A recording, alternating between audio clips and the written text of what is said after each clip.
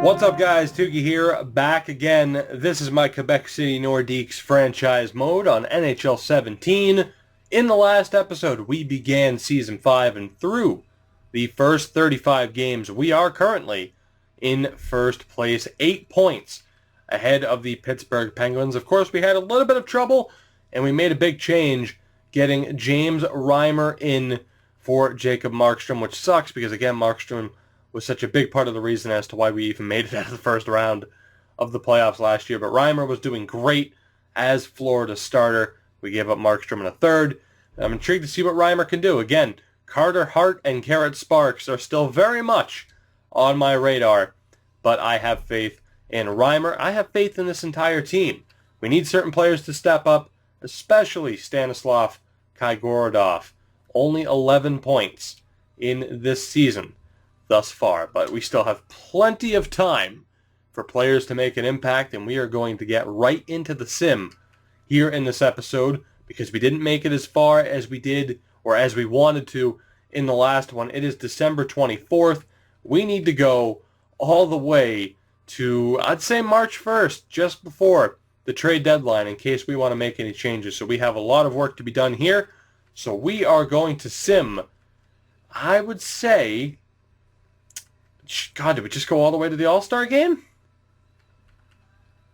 Yeah, you know what? Let's do it. Why just be like, oh, let's sim to the 15th, cut back, and be like, hey, things are going good. We'll see you on the 31st. No, fuck it. Let's just sim to the 31st.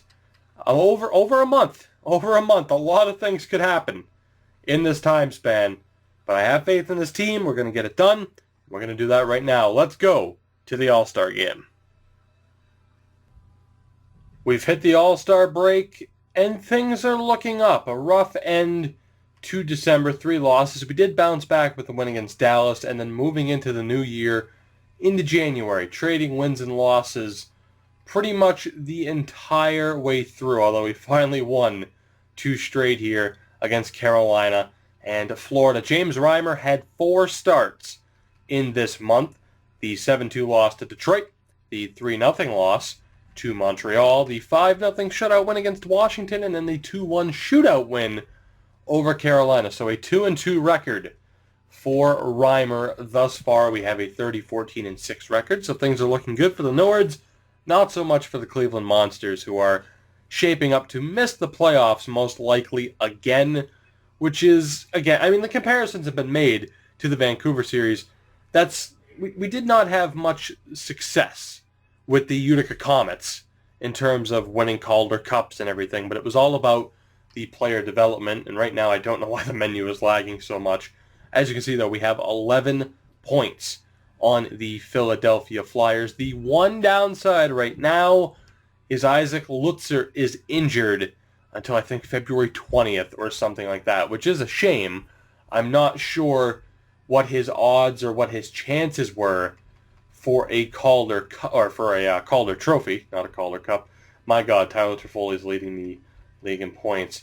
I wanted to look at rookie skaters, though. I mean, he may have had a chance. He may. I mean, there are some good rookies in there. Spears, Garland, some pretty well-aged rookies, actually, including a 25-year-old Reed Gardner.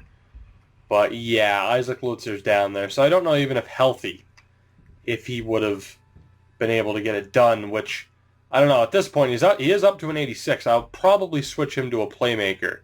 Like I said, two-way, 95 stick checking, 85 defensive awareness. He could be a great two-way player, but maybe it'd be worth switching him to a playmaker to have him try to unlock his offense a bit more, and then he'll still have his defensive abilities in his back pocket. So really, as things stand right now, there's no update. The status quo remains the same. Reimer is still here for now. Winning those last 2 games certainly helped him. I am scared to death this menu is going to freeze on me. I've never seen it lag this much. That's very scary. Velarde is currently in, which is good to see him getting some playing time right now. Stenlund and Abramov still doing all right this season, but we won't get too in-depth with the stats. But Reimer's back up to a 930 save percentage that almost dipped below a 920. So we will move forward. We'll look to make a pretty big dent into February.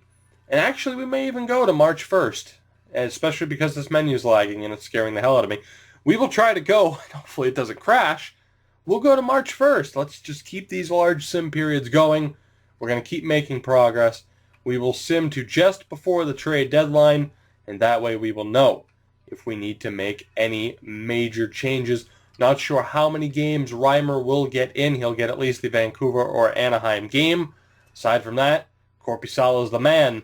Let's see what he can do. Can we still maintain our first place run? Now, guys, I'm actually going to stop here just for a moment. On February 18th, we have a 34-17-6 record. The back and forth wins and losses have continued, but again, we are currently dealing with a few frustrating injuries. We have a 12-point lead, though, on the Flyers through 57 games, which is great. This is easily our best season thus far. The injury trouble, though, comes on defense. Erik Karlsson is out until March 2nd, and that's what I'm worried about. Defense, in terms of depth, we're shaky. We're not getting much progression from Cleveland, so we really need to make a change. Reimer has settled in, so I think we're good to go with goaltending. And offensively, we have Velarde. We have some other guys down in the AHL that we can call up and no problem should be able to fill in for any injured offensive players. We need to sign some depth defense. We have the money. Of course, we're not retaining any salary anymore. And we have the contract spots as well, which is what I wanted to double check. So let's take a look at the free agent market here and who we could potentially pick up. Now, of course, we could as well, if we wanted to, go out and acquire certain players, which I'm not against doing, but I don't know. I want to at least take a look at the free agent market for defensemen and see who we could potentially get. And right now, the free agent defensive market is not great. It is not great. 80 overalls happen to be the best option. But again, Ralph Jarrett's doing well right now, so I don't necessarily want to take him out. But let's see here. We could just sign a lefty and a righty. We could. Mark Borowiecki, or however the fuck you pronounce that name, is available. Michael Paliota, who's pretty well-rounded. Let's see. Victor Love is there. Ryan Murphy. Frankie Corrado from the old Vancouver days. I think we might be, you know what? I think we might be going with the Toronto connection here. I'm going to send Victor Love and Frankie Corrado offers.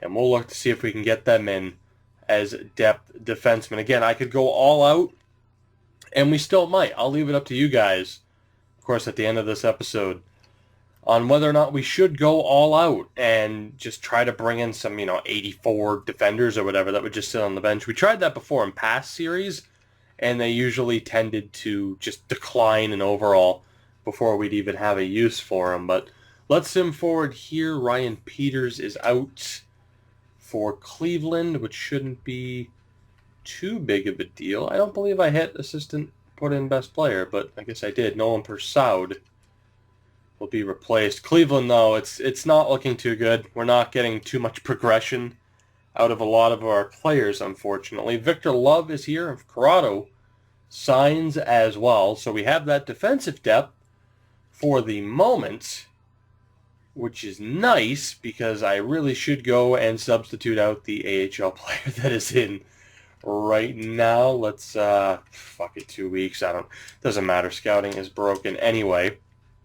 Should totally go switch up the lineups really quick. But right now we have a 13-point lead on Pittsburgh with 23 games to go. I don't want to jinx anything, but we're looking all right. So Vaclav Stefan we will send down, and that will be Frankie Corrado's spot moving forward. So we got Love and we got Corrado, who have both unfortunately dropped an overall point, which I guess is to be expected. And we will send Stefan down. Both these guys will just sit on the roster in the meantime, and we will see how they do. But let's see here. Put Tarasov down there, Timashov here, and we are good to go. We will look at stats at the end of this episode. Frankie Corrado is in, and we just need to get Stefan back in.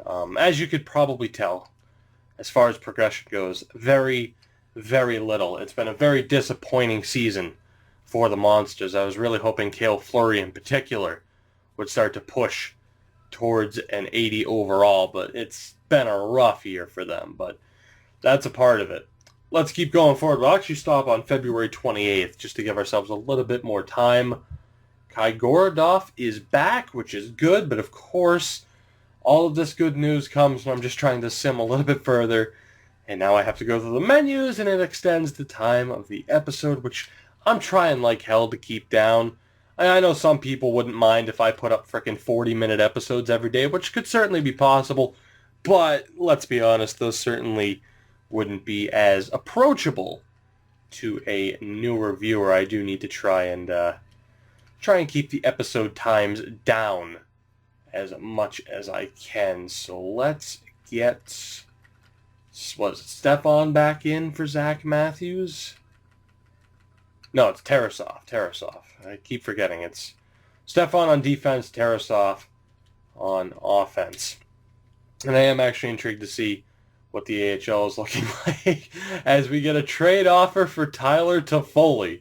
Glad to know Detroit is looking to trade who was at least at one point the NHL's leading scorer, which is hilarious. If he's not traded in the next week, maybe we'll look at him, and David Savard is out until March 12th. This game is just, God, right now it's trying to fuck with me. You can just tell. All these pop-ups all of a sudden, it knows I want to get this episode over with and get to the part where I can ask you guys what we should do. And it's just like, nope, fuck you. We are going to make this episode last as long as possible. This defense does look better with Love and Corrado, and Toffoli still hasn't been traded, which if we can get to the 28th without 18 more offers, that will be great. Another offer for Toffoli. Stop it, Detroit, for 5 minutes, and I might actually explore the deal. We do need to get Carlson, and I don't want to risk his morale dropping. But yeah, 22 games to go, and we have one hell of a lead on everyone else in the division. Now, are we going to reach the 56 win mark or whatever it was that we did with Vancouver? No. But this is a very, very respectable season from us. And for this team, it's about time, too. It's about time. It's about the third year now that we should have been running away with the division, and we finally are. But here we go. One last game against the New Jersey Devils. We have won 4 straight. Can we make it 5? I jinxed it, I'm sure. Detroit, suck a dick. And we get a 5-0 shutout win. So 38-17-6 as this episode will come to a close. The Cleveland Monsters not doing as well. And some might ask about this, the upgrade and maintain. I'm sure some of you know, if you've played, flat out, it degrades too quick. I don't know if there are riots in the arena or what, but we are broke, and I can't do a damn thing about any of this shit for the foreseeable future. So over the next season or so, when we get money at the start of the next season, I'm going to make everything 5 stars that I can, and then we'll work on getting club seats up and just actually having the money to do the maintenance. It's a pain in the ass. It degrades way too quickly. But let's take a look at this team and just what exactly we could do to potentially improve it. Now, I want to look league-wide to see if Laine is leading the league. He is not. Tarasenko is there. Tavares is there. Toffoli's doing great as far as assists go, which is surprising. But I just wanted to get you guys a look at some of the elite players out there this year as far as point total goes. Tkachuk is tied with a lot of people, but in particular Connor McDavid, which is a pretty nice sign. And, of course, there are a bunch of other guys here. Defense is not what I wanted to look at, but there's PK Subban. I wanted to look at rookie skaters. Is Lutzer still in the race? And it's not looking like it. It's looking like Connor Garland or Blake Spears is a shoo-in for the Calder this year.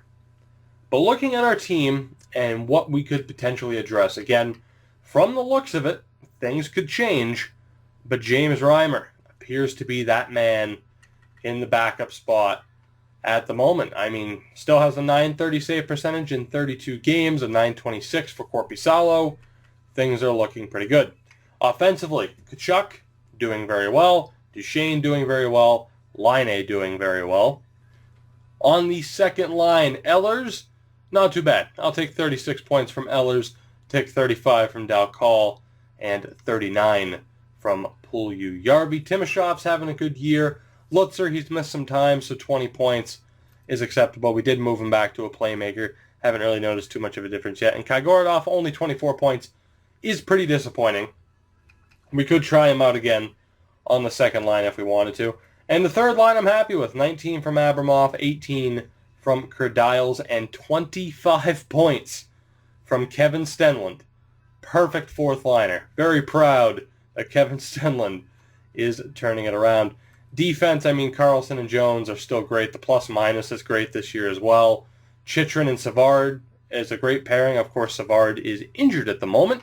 That is Julius Bergman, who's done well this year playing with Ralph Jarrett, who's been great. And then, of course, Corrado is in right now. So that's really the question, is do we want an improvement on Jarrett, or has he earned the right this season to be that third pairing defenseman? So that's my main question to you, is do we get an improvement for Ralph Jarrett, or do we go out and get better improvements depth-wise than Corrado and Victor Love? Let me know on that. And really, aside from that, I think we're good. We just let this team roll. I mean, ideally, you'd have someone higher overall than Ehlers on the second pairing, but he's getting it done so far this season. After all, the overall number isn't everything, and this team is proving that this year. I'm still very disappointed in Cleveland. And actually, I want to take a quick look at the stats down in Cleveland as we wrap this up. So that's the main question. What do we do defensively? And do we change anything else up? Does anything else even really need to be touched? And wow, the Monsters are definitely not going to make the playoffs this year. So I'll probably edit the Monsters to have the top potential guys on the top line, because why not? Nick Ralston actually got some NHL time when we were dealing with injuries, so it's good to see him up there. Tarasov as well, only played 45 games. Lajarjak is up there. Henry, Velarde. So, you know, some decent point totals. There are some other guys who really should have been doing better, but it's been a rough year for the Monsters, especially defensively. Goaltending-wise, how has Kozanov done? 53 games, a .914 save percentage, so not terrible, 77 overall. So yeah, pretty much, Quebec's good, Cleveland sucks. That's not a general statement. God, you know, Lord knows anyone from Cleveland would be like, we have the Cavs, and it's like, yeah, and that's it. Anyway, sorry, I don't know why I had to shit on Cleveland. I guess it's just an instinct. That will do it for this one. Seriously, if you're from Cleveland, I'm joking. I was rooting for the Indians. Terry Francona, man. Terry Francona. But in the next episode, we will go through the trade deadline and sim the final 21 episodes of this season. Again, I don't want to jinx it, but things are looking very, very good for the Nordiques. Even in games with Pittsburgh, Philly, they have 2 games at hand. But things are looking very, very good for the Nordiques moving forward. Second place in the NHL, the top team in the Eastern Conference, by a full 6 points over Montreal. Anyways, guys, let me know what we should do, if anything, to this team before the trade deadline. And that'll do it for this one. As always, if you have enjoyed, make sure to hit that like button, subscribe, all the normal stuff that makes me a very happy person. And I will see you in the next one, where we're going to win the division title. Fuck jinxes. They don't exist. We are taking that division title, and then we're going to lose in the first round to the 8th seed. You can't wait. Just can't wait.